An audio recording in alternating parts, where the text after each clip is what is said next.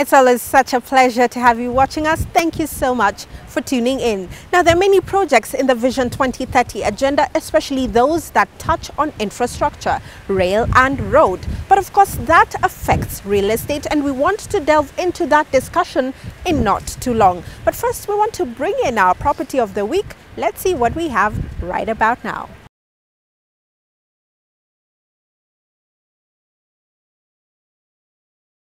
Located along Thika Superhighway within Kahawawendani are these 4-bedroom luxurious family apartments with master ensuite and a servant's quarter.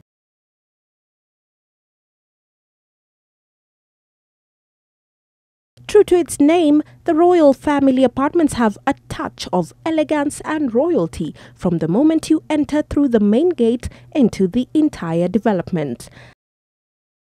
Unlike other developments within the city, at Royal Family, a great consideration has been given to landscaping and beautiful, breathtaking gardens. It's a 1.8 acre. You can imagine 0.6 acre we have just built the homes, and the rest 1.2 we've just secured it for just landscaping, garden, and all these facilities that we're offering for play area, a place where people can we'll also build something for basketball rim.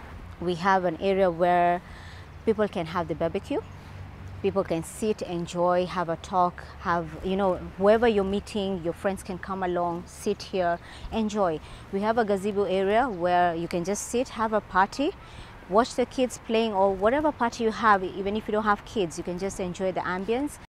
The parking space here provided is specifically for visitors. Residents have a basement parking of 2 slots for each unit.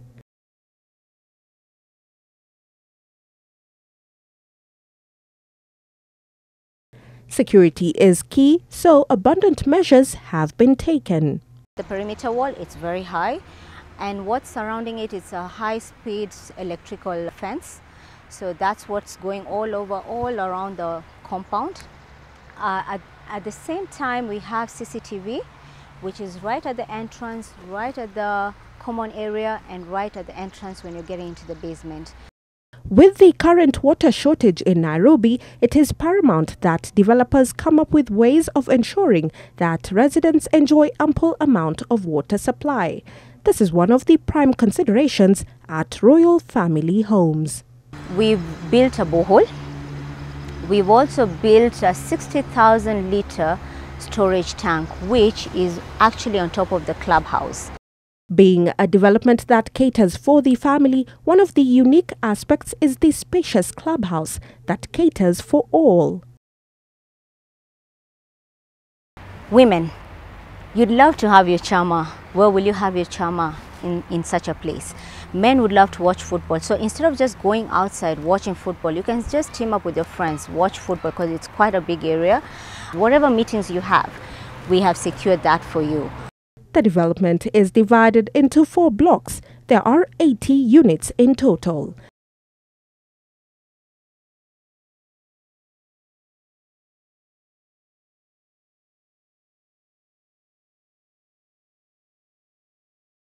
Just in case you want to run up the stairs to your apartment or be whisked up by the lift, there is provision for both.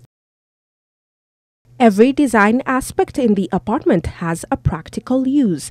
The living room has an elegant ceramic floor.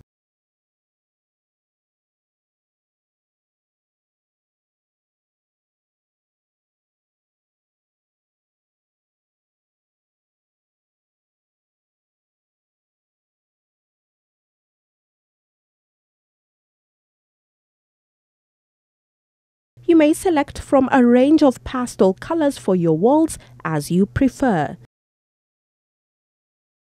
Curtain rods are already in place, as well as conduits and sockets. One of the aspects that catches one's attention is the lighting fixtures, perfectly exuding elegance in the entire living area. Right at the corner is the spacious balcony, and here you have enough room to display your pots and planters or even outdoor furniture. Superior quality and excellence is a running theme in all areas of the house. The kitchen is very functional with granite countertops, soft touch MDF cabinets, pull-out drawers, and an option for either a 4 or 6 burner cooker.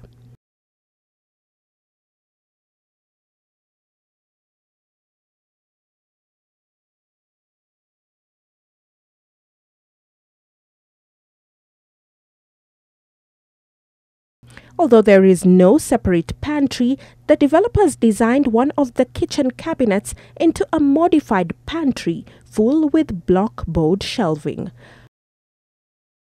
From the kitchen is the second balcony that leads to the servants' quarter. It is spacious and is self-contained.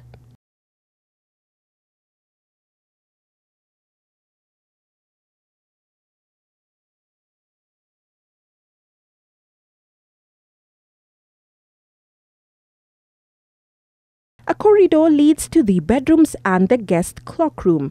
It is ceramic tiled in black and white design on the wall and floor. The first room exhibits ample wardrobes and is well lit through natural light from the windows. The second and third bedrooms are similar to the first and can be used as children's rooms, study area, or even as a prayer room. The common bathroom is beautifully designed. With the signature black and white ceramic tiles, it is fitted with a shower cubicle, providing you with sufficient room for multiple bathing accessories.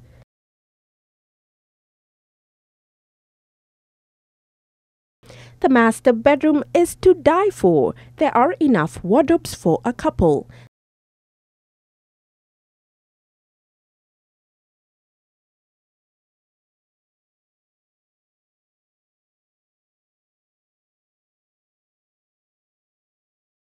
In the master bathroom, you have the option of a bathtub or a shower cubicle.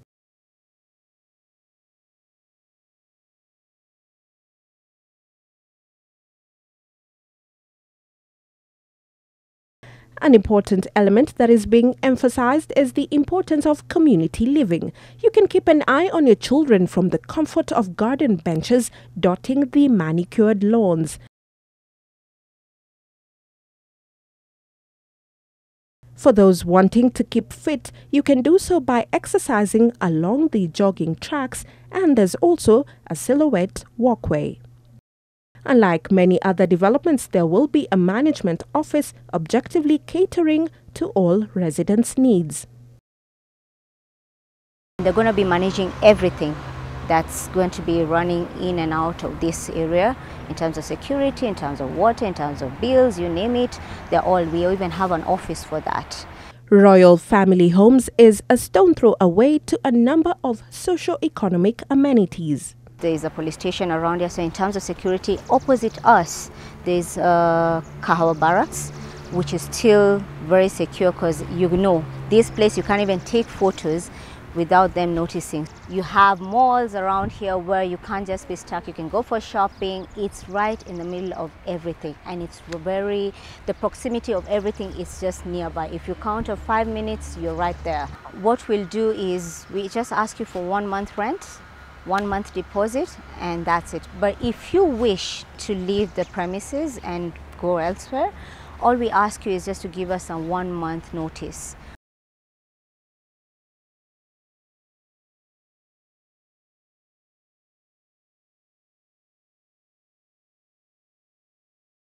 Most of our houses have that extra room used to store either water tanks or things that we're not using in our houses. That's the attic or the loft. Well, we want to show you a way that you can change that attic into a useful room for you and your family members.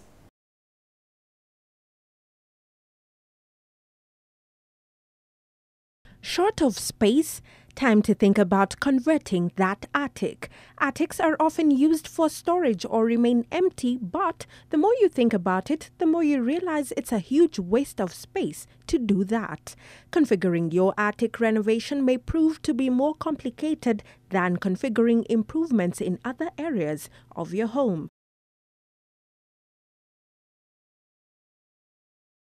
The larger the attic, the more you can expect to spend, particularly, for example, when it comes to materials used in carpeting and walling. Before an attic conversion, there's not much natural light because of the small windows, but this should not necessarily be an inconvenience, as the installation of roof windows makes the room feel cozy. Roof windows must provide not only ease of use but style, functional efficiency, and security. Design considerations should ensure windows are efficient in terms of provision of natural daylight and fresh air.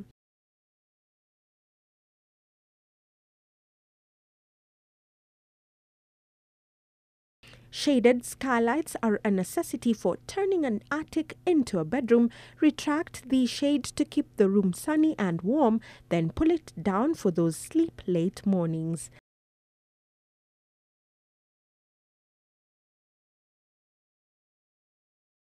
Attic conversions can be for any setup, a lounge, or even an office. If you clean it up a little, you can turn it into an extra room, perhaps design it into a girl's bedroom, such as this. No matter the goal for your space, you must start by installing walls and ceilings and then move on to adding flooring and lighting. A common problem that homeowners have when converting an attic into a bedroom is the steep slope of the ceiling. It hinders any headroom and limits the usable space in your attic. However, there shouldn't be seen as a hindrance, but rather as a unique piece of architecture that can enhance your new bedroom. While painting your ceiling, an eye-catching color is an easy way to create a focal point in your attic. There are other ways to create an interesting design. You can use the same idea that is used for home library designs and create unique paneling on the angles with different types of molding.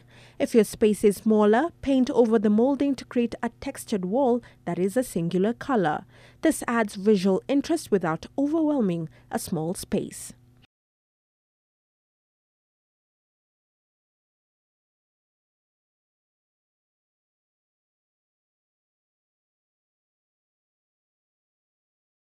When it comes to wall treatments, keep them simple so you don't overwhelm the smaller space. Light colors keep your new bedroom feeling larger and more open when paired with natural light. New walls go a long way in transforming an unfinished attic into a livable space. In regard to flooring, if there's a bedroom located below your attic, be sure to consider soundproofing when finishing your floors.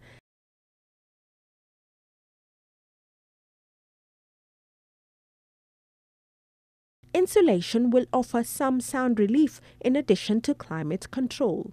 When you're deciding on a flooring material, consider both its use and its cost per square foot, in addition to its look and feel.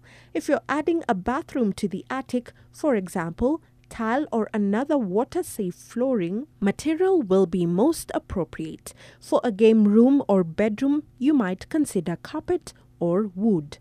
Temperature control is one of the most important parts of your attic bedroom conversion. Because hot air rises, your attic will be hotter than the rest of your home during the warm seasons. You will therefore need to implement some temperature control measures to make sure the room stays at a comfortable temperature. One of the easiest ways is to install a ceiling fan or air conditioning.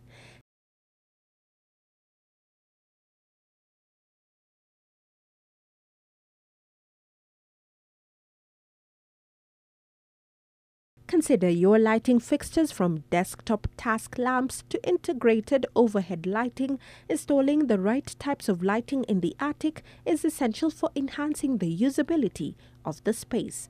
Converting your attic into a bedroom is a great way to add value without having to build an addition to your home.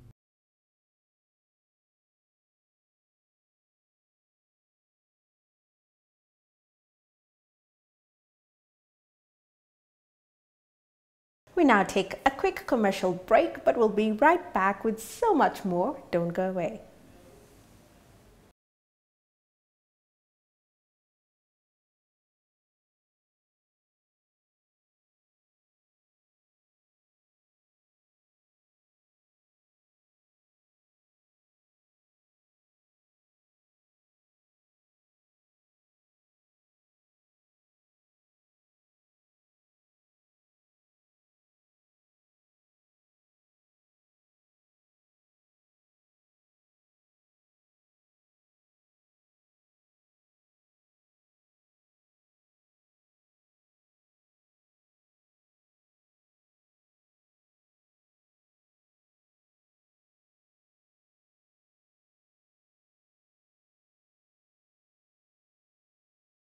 When we think of achieving Vision 2030 in the real estate sector, it is important to note that it is regarded to as urbanization and housing.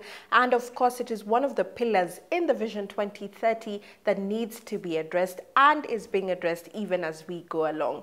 Today, we want to tackle that, and we see how urbanization and housing is going along in the Vision 2030 and what is being achieved and what should be expected. With us is Julius Muya. He is the Director General at the Kenya Vision 2030 Secretariat.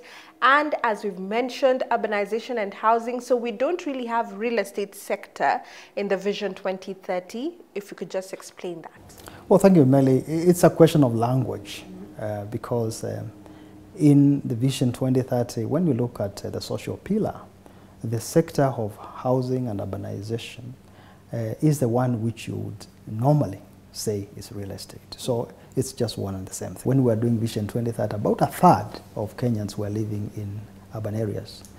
But by 2030, we expect that to reverse, such that 2/3 will be living in urban areas. And that is why we have all these initiatives about spatial planning. We have all this focus on urban areas. And actually, the latest dividend that we have is the devolved government, where we have got 47 county headquarters, which each one of them is a pole of growth, is a center of growth. So that is contributing to urbanization quite a lot. But on the pet subject about housing, which is very important, of course, we recognize that Kenya has got a deficiency of housing, both in urban areas and in the rural areas. And that actually is something that we have to address carefully because our population increases by about 1 million every year. And the average household is about 5 people. So that is calling for at least 200,000 additional houses to be built every year.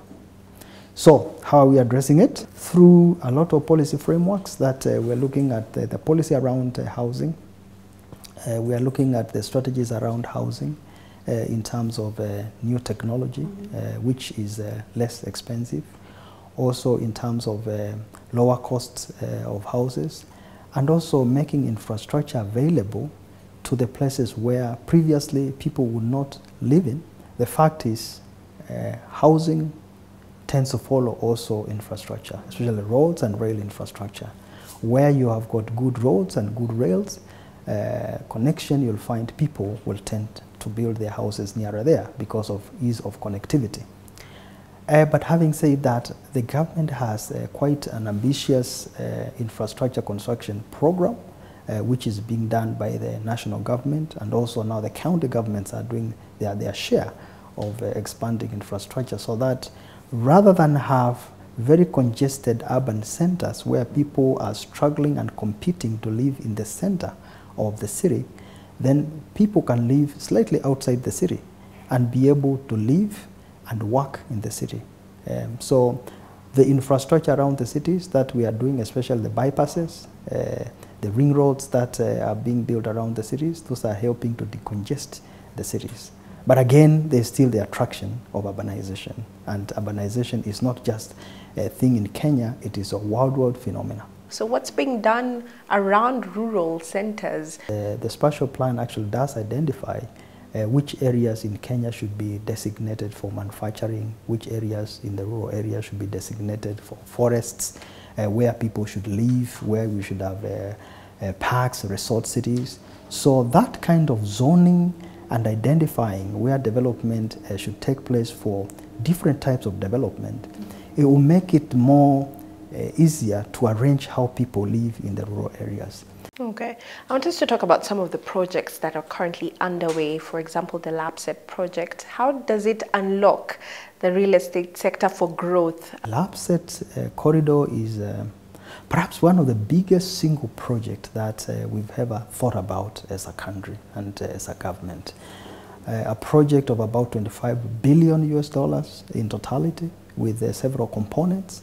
It's a big one, and it is opening over 2/3 of Kenya, which previously did not have infrastructure.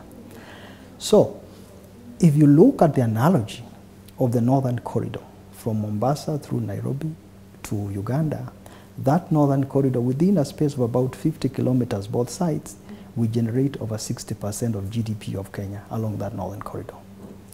So now, what then you will see in the LAPSSET is a replica, if not something even better than what you have on the northern corridor. And if you have anything close to the northern corridor, you will have a lot of real estate coming up. Of course, there are cities that have been planned, Lamu, Isiolo, going to Moyale, going to Juba. There are cities along there. There are airports that are planned. And of course, the combination of a road, a rail line, a fiber optic cable, and having electricity running through all those cities, and also some substantial space that has been designated along the whole corridor to be available for just development, it will make that place a different world altogether. So real estate will be growing quite quickly in the LAPSSET corridor. Tell us about Konza City and Tattoo City. They are in huge chunks of land. What's going on so far, and how is there a benefit for middle-income earners and even low-income earners? The beauty about these cities is that they are planned cities. What has happened in the past is that a lot of cities developed organically. But these ones, you decide, like Konza Technology City, 5,000 acres, you plan it from point zero, and then on the basis of that, then you are able to come up with what you want. It's a complete livelihood city where you are looking at the whole value chain in terms of what kind of people are like to live there, what kind of services they are likely to need, and how you cater for those services. So that is actually the beauty of these cities, and they will not be isolated kind of elitist cities where you say that is only for people of that class. No. All right. Back to road infrastructure. We are experiencing delays. For example, the Southern Bypass in Mombasa. Why are these delays occurring? Well, there are several reasons why a large infrastructure project like the Southern Bypass in Mombasa would delay.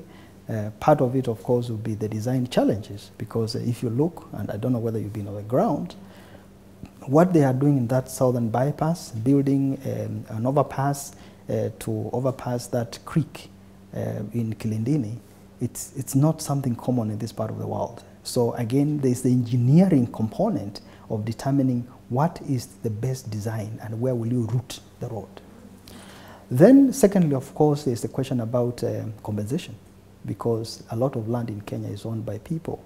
And because we are a fair country, and as a government, we are also a fair government, we don't want to confiscate and take land from people and get people to feel like they have been disenfranchised.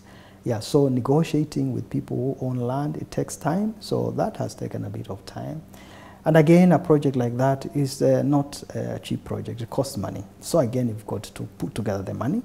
And obviously, it's because when we were launching Vision 2030, it was very clear, and it's still clear now, over 70% of the funding of Vision 2030 projects will come from outside government. So this is not just local money. Unexpected developments. We've seen the discovery of crude oil. Does this come as an added advantage? How do you go about it as Vision 2030 Secretariat? Well, yeah, certainly the discovery of minerals like oil in northern Kenya, and talk about gold now in Kakamega, and talk about coal in Kitui, Meru area, and also iron ore in Kitui, also Meru area. And of course, a lot of deposits of limestone and rare earth, especially along the coast. It has been a very pleasant surprise to us. And that is more so because previously, since we didn't have a new enabling legislation around mining, we were relying on the 1940 Act. Then it was difficult for private sector to come and explore minerals and tell us that there are minerals. So for a long time, we thought God was unfair to Kenya. He did not give us minerals. So now we have them, and we have got the new Mining Act of 2015. And that, to us, it is adding to the potential that we were seeing in the economic pillar. Actually, when we were doing Vision 2030, we put minerals in the social pillar because they were contributing less than 2% of GDP. Then.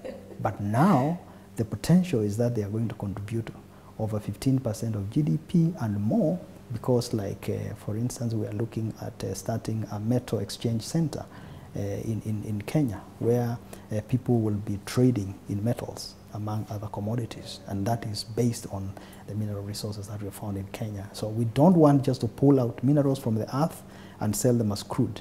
We want to value add and use that as a basis of an industry. So many projects, and with the developments coming in, many would ask, financing, where does this finance come from for the government? And how do you go about it? Well, financing, the first source of financing is government. And as I said, government has no money of its own.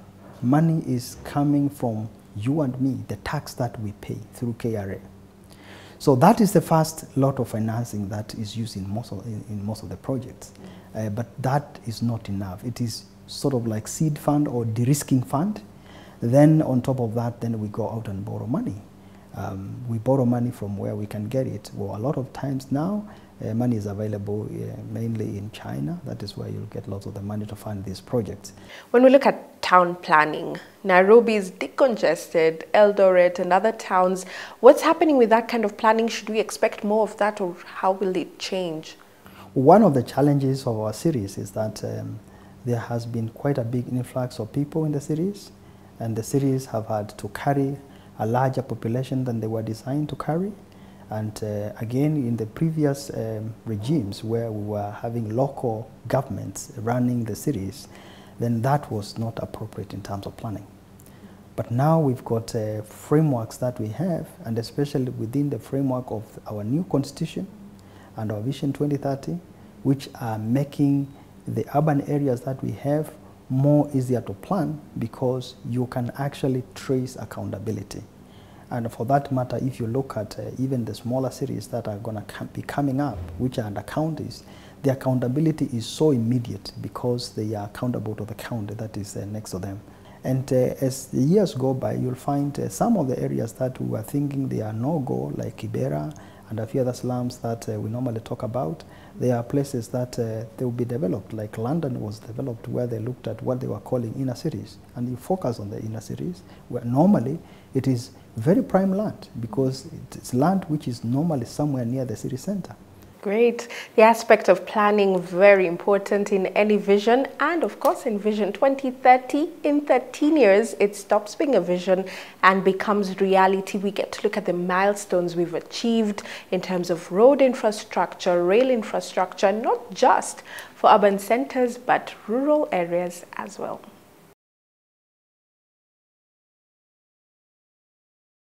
And that's where we wrap up today's show. Thank you so much for tuning in. Remember, next week we talk about other informative topics for you, all about properties, investments, and so much more. Talk to us on our social media platforms. As always, NTV Property Show on Facebook, Instagram, and Twitter. See you again next Sunday.